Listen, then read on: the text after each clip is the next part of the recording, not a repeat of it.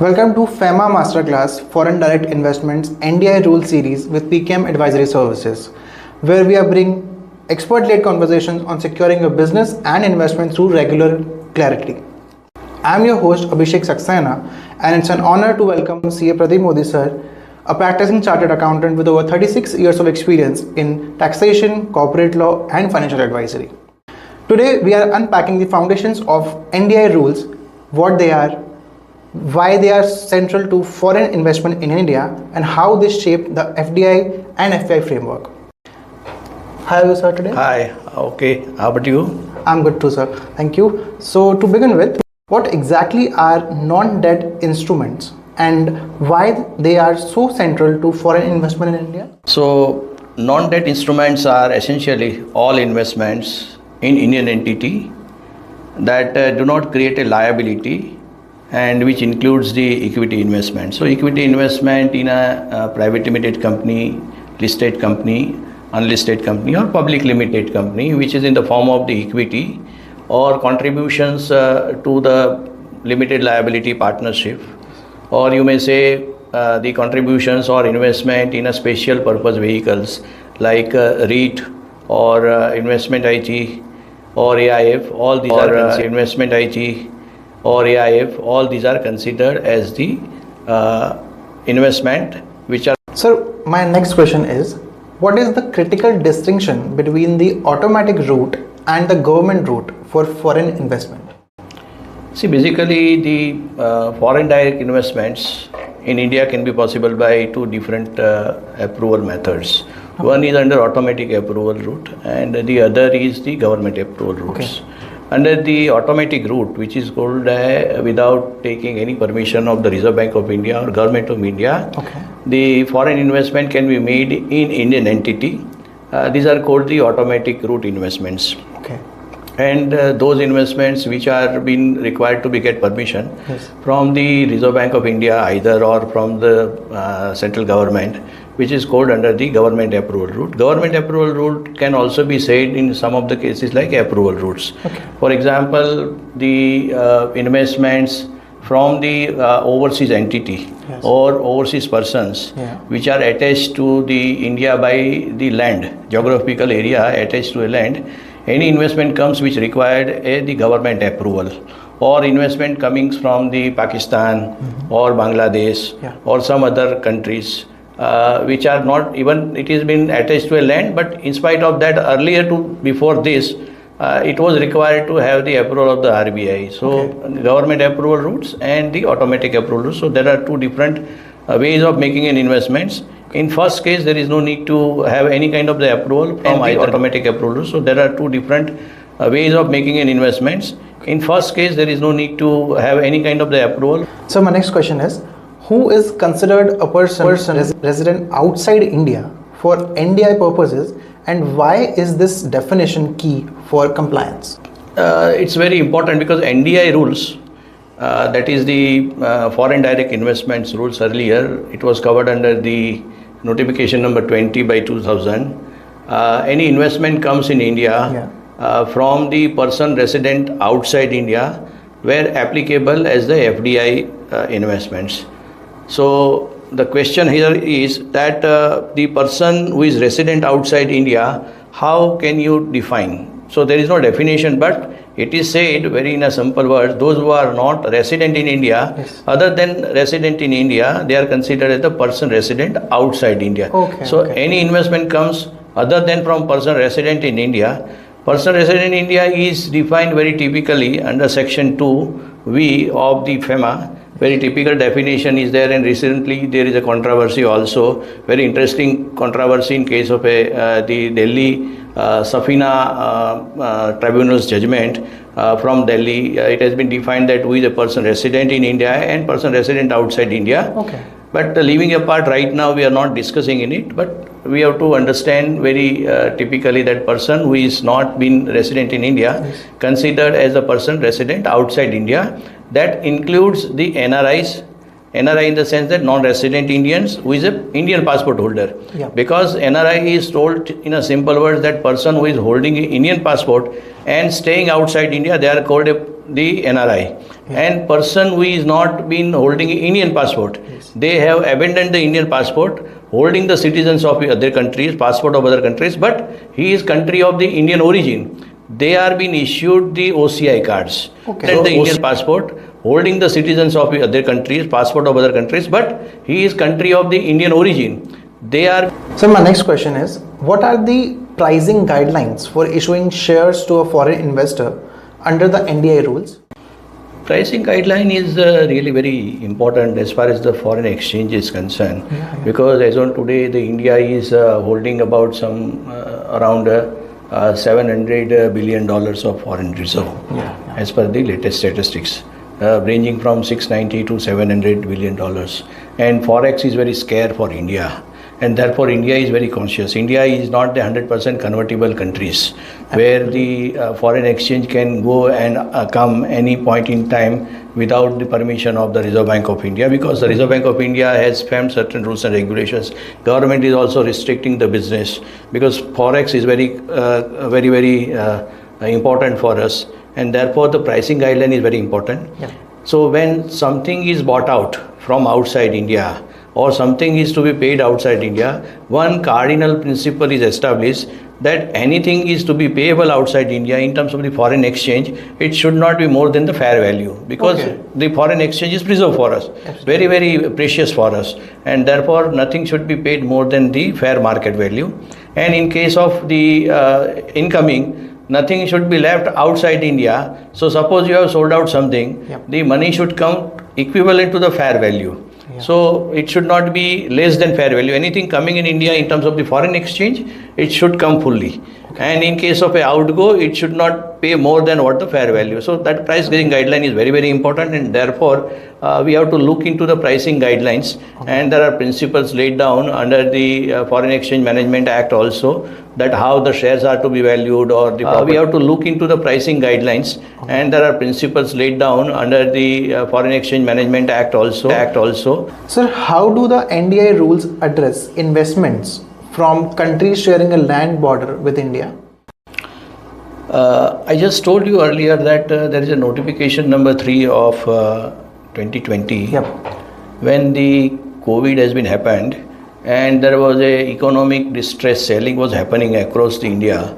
The government observed that in a distress, the opportunities are being exploited by the foreigners to buying out at cheaper rate.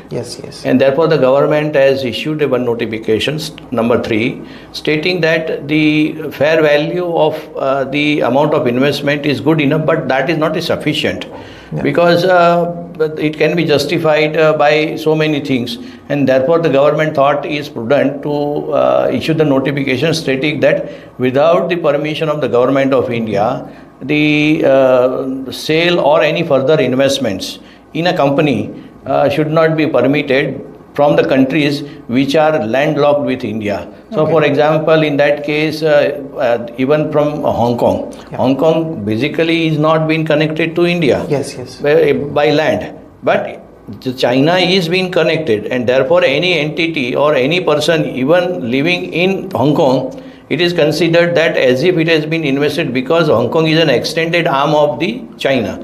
And therefore any investment even come from the Hong Kong, that is also been governed by notification number 3. Similarly, any investment comes from the Bangladesh or from Pakistan, Nepal, Hong Kong, that is also been governed by notification number 3. Similarly, any investment comes from the Bangladesh or from Pakistan. Sir, my next question is, what is a downstream investment under NDI rules, and what are its crucial compliance requirements? Good question, very nice questions. Downstream investment in the sense that the foreign either owned or controlled entity, it means that the parent entity wherein the foreign investment is already been there.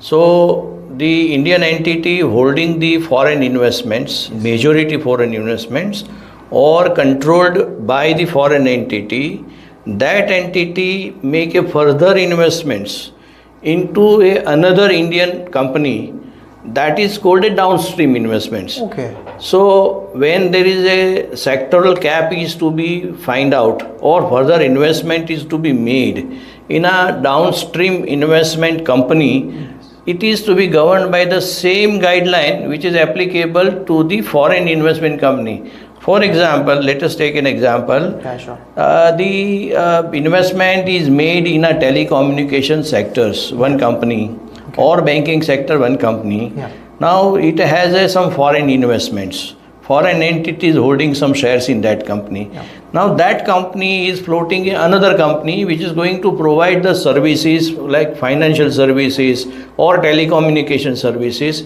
The company floated X, which is a main parent company wherein the foreign investments are already been held.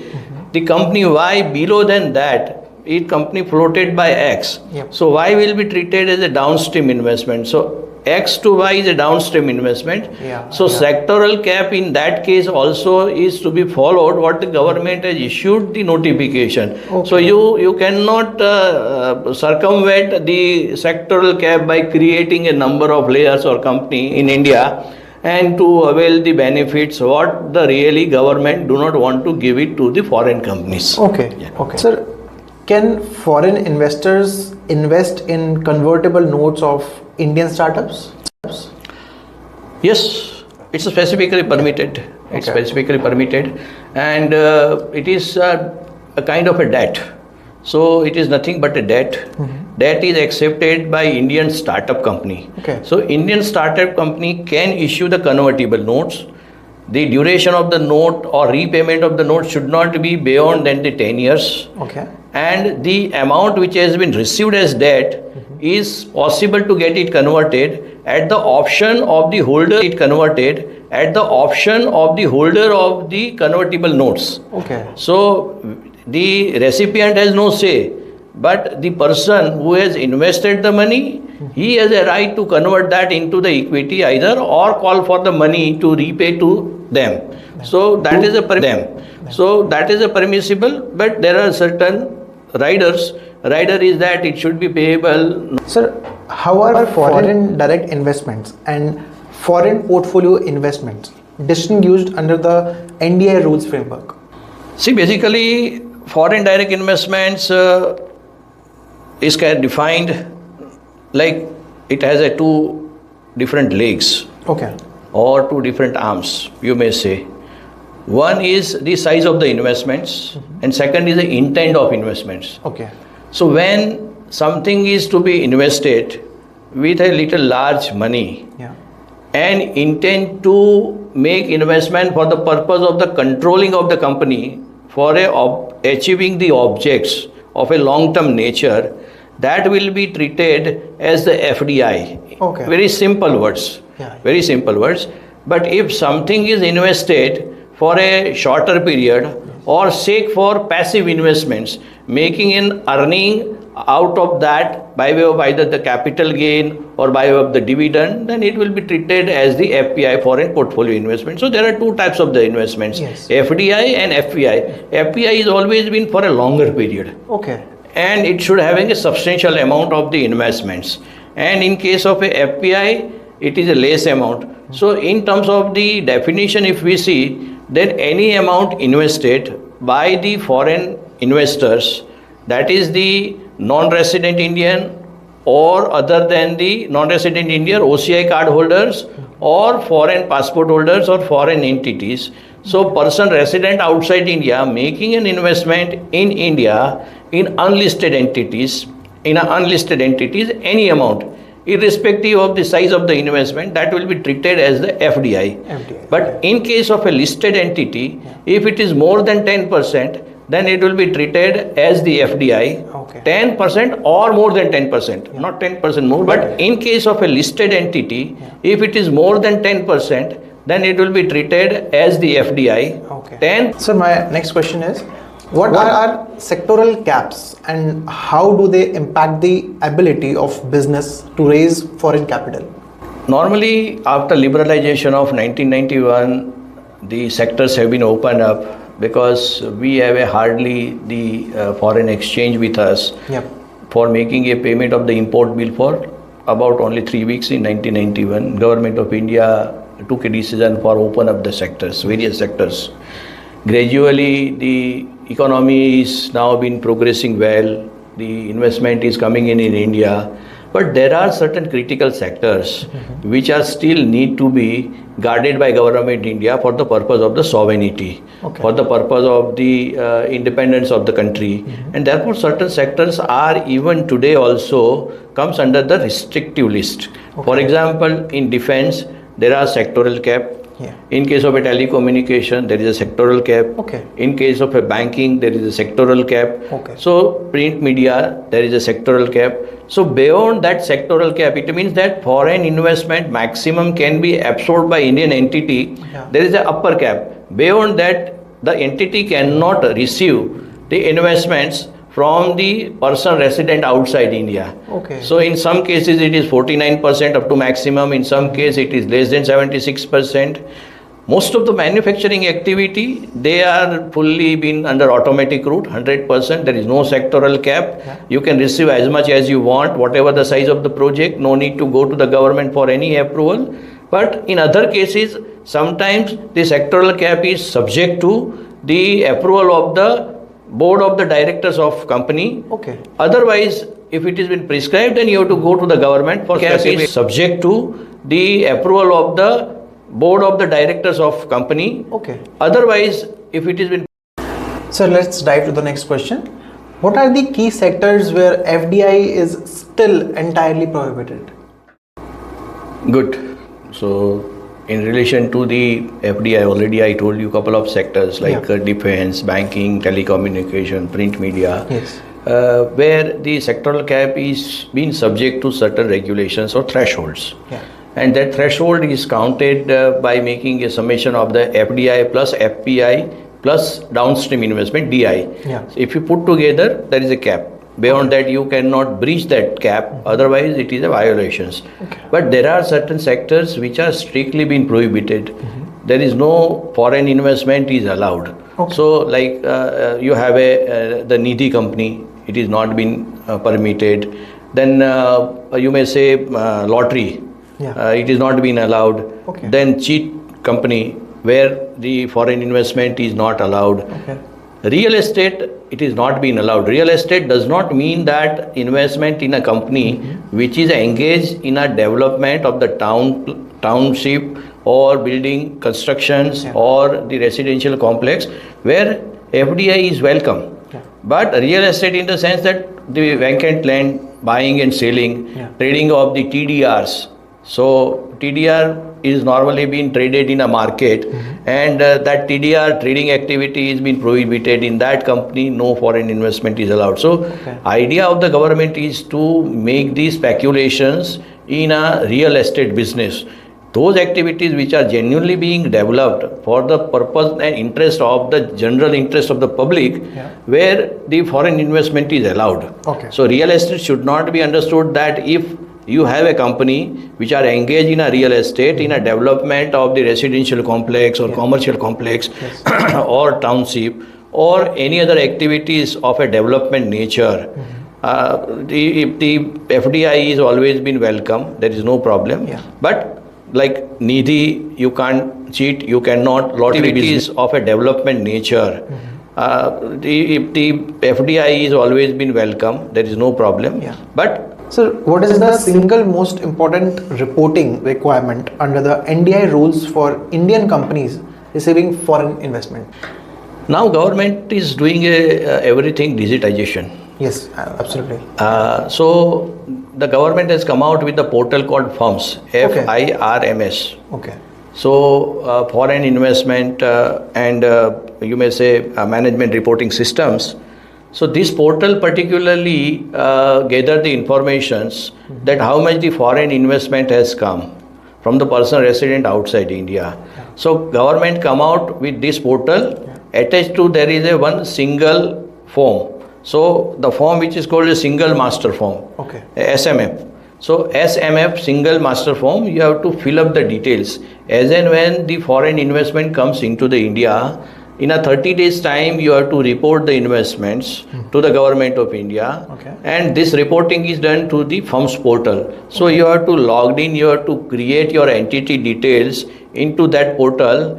There will be a unique number allotted to you based on the single master form, and you have to report this detail. So as and when the FCGPR is being issued by your AD, you have to fill up the forms, attach FCGPR, and in 30 days you have to inform to the government through this portal and your AD bank that this much foreign investment. The whole idea is that, see, basically government would like to monitor the liability created in terms of the equity investments in India. It is not the per se liability of the government of India, because it is not like external commercial borrowing. It is not a borrowing, it is an equity. But despite all these things, what is the foreign investment has come in India, and tomorrow suppose this investment is also being to be repayable to the investors, there should not be any vulnerable situations in economy, and therefore this is most important, and therefore government has created this portal, and through repayable to the investors, there should not be any vulnerable situations in economy, and therefore this is most important. Okay, sir. Sir, how do the NDI rules treat the transfer of existing shares between a non-resident and a resident? I told you that the pricing guideline is very, very important, and in case of a pricing guideline, so if suppose the shares are being sold by the Indian entity to the foreign entity, now when there is a transfer is happening, the consideration will pass on to the Indian entity. So when consideration is received by Indian entity, it should be above than the fair market value. Because idea is that now no foreign exchange should left out. It should come in India, and therefore it is imperative when the transfer is happening, it should be as per the pricing guideline. So similarly, when something is bought out, suppose you buy shares from foreign entity, the foreign entity holding the shares in Indian entity, that is being transferred to you. You have to make a payment. That payment should not be more than the fair value. You have to make a payment. That payment should not be more than the fair value. So money should not go out. Sir, my next question is, can an Indian company issue partially paid shares to a person resident outside India? Yes, it's a flexibility the government has given under the regulations and rules both, that at least 25% of that amount should be get subscribed by person resident outside India immediately when you issue a partly paid shares. Balance 75% you can get in next 12 months. So 12 months window is given. So suppose, for example, you are coming out with the requirement of the funds, and some management time is required for that infusion of the, let us say, 500 crores capital is required. No one is holding the money in his hands and then immediately pump in, and even then you do not have the requirements. So you can defer it that as and when money is required, or you can receive in tranches, but at least upfront when you issue a partly paid shares, 25% of that money should come, and balance 75% the time is given 12 months. So in a 12 months time, you need to bring the balance 75%. So I suppose somebody paid immediately, let us say 30%, another 70% will come in next 12 months. Next 12 months. Sir, what is the regulatory provision for a non-resident individual to receive shares as a gift from a resident Indian? There are three conditions, very important. People are thinking that I can give a shares of Indian company to the person resident outside India freely as much as, because I am having these shares. But there is a restrictions. The government has put in restrictions, and the rules and regulations put some restrictions. The first and foremost condition is that the person who is transferor and transferee must be a relative. So you cannot just give a gift of the shares to somebody who is outsider, which is a alien to you or unknown to you, some third party you cannot do. First condition is relative. The second is maximum value of the transfer in a per financial year is $50,000. So beyond $50,000, you cannot transfer this number of shares. And third one is a sectoral cap. So suppose you transfer someone, for example, suppose someone is holding a 74% shares in a company, and your sectoral cap is, let us say, 76%. Beyond that, PROI, that is person resident outside India, cannot hold. By giving a gift to him, let us say you are holding a 4%. And by chance, suppose you transfer in the first year, let us say 1%, value is $45,000, there is no problem. Second year, again you transfer 45,000, there is no problem, up to 1%, now 70. The third year you cannot transfer, even then it is less than 50,000, for example, again it is 45,000 value, you cannot, because you are breaching a sectoral cap. So we need to check one thing, relative is fine, 50,000 is also fine, but sectoral cap is also equivalent to be considered along with the other parameters, and therefore there are three important conditions in a gifting, even then to a relatives also. So my last question of this episode would be, how does the NDI framework align with the concept of beneficial ownership as defined by the Companies Act 2013? See, sometimes the people are smart. They make the web of the transactions, very complex transaction, they do it. So, like for example, in an Indian company, somebody is holding the shares. That shares is being held by one of the trusts, and that trust is being created by one of the company in overseas jurisdictions, and that company is being held by some individuals. So there are three different entities. One is individual who has created the company, and company has created the trust. That trust has invested the money in Indian company. So in this case, directly you cannot see that who is really holding these shares, because there are complex structure has been created. I have given a simple example. There are more complex structure also. But now the concept in a Companies Act is that beneficial ownership you have to declare. That in real sense in your company, where the trust is held by whom? So trust is being held by the company, and company is held by the individuals, set of the individuals. So ultimate beneficiary is individuals. So you have to declare in India, in Companies Act, who is really owner of your shareholding in India. So the similar concept is brought under the FEMA also, that you have to consider the beneficial ownership. Not merely the registered shareholders, because there are two types of the shareholders. One is a registered shareholder, there is a beneficial shareholder. So registered shareholder is a trust, but beneficial is individual. So that also you need to keep in mind. So provisions are identical, similar, and in consonance with the Companies Act. So both the things are being synchronized in a way where beneficial ownership is to be disclosed. So that's why it is said that the provisions of the FEMA regulations and this Companies Act both are in sync.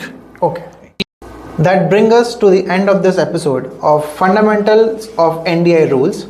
A big thank you to C. Pradeep Modi sir for simplifying such a technical subject with practical clarity. Subscribe to our channel for more such information and stay tuned for the second episode. Thank you.